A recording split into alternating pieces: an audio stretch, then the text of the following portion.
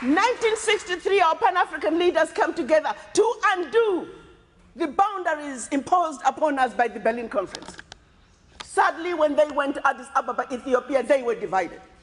We had the Casablanca group, who were the Pan-Africanists and said, Africa for the Africans, African Union now. That was Ghana, Guinea, Mali, Egypt, Morocco, Algeria, and Tunisia. The rest of the 25 other countries, they were the nationalists. They said, let's go slow. So they won.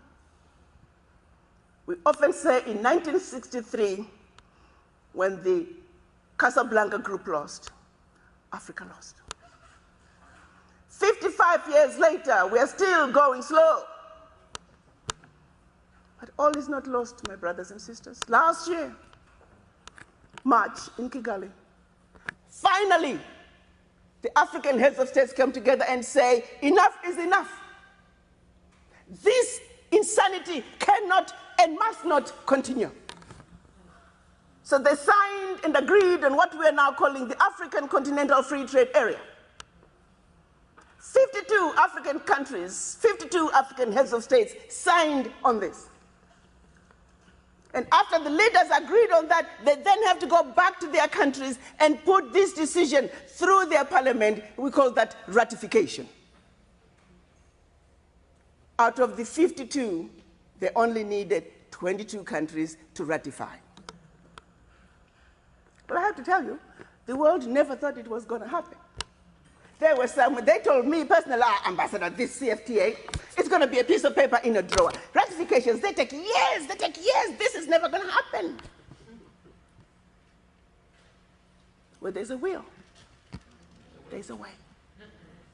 March 2018, the heads of states agreed on the decision of the African Continental Free Trade Area. March 2019, exactly 12 months later, the 22nd ratification was deposited to the African Union. Hallelujah!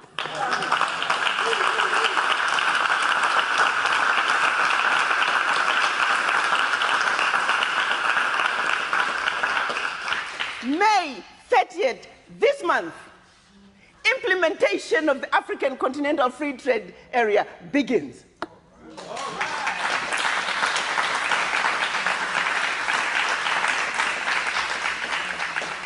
Also last year was an amazing year, and we must give credit where credit is due. The heads of states came together again, 2018, for the African Continental Free Trade Area to succeed. The children of Africa must be free to move and live and work where they choose on the continent. They signed what they call the Protocols for the Free Movement of People.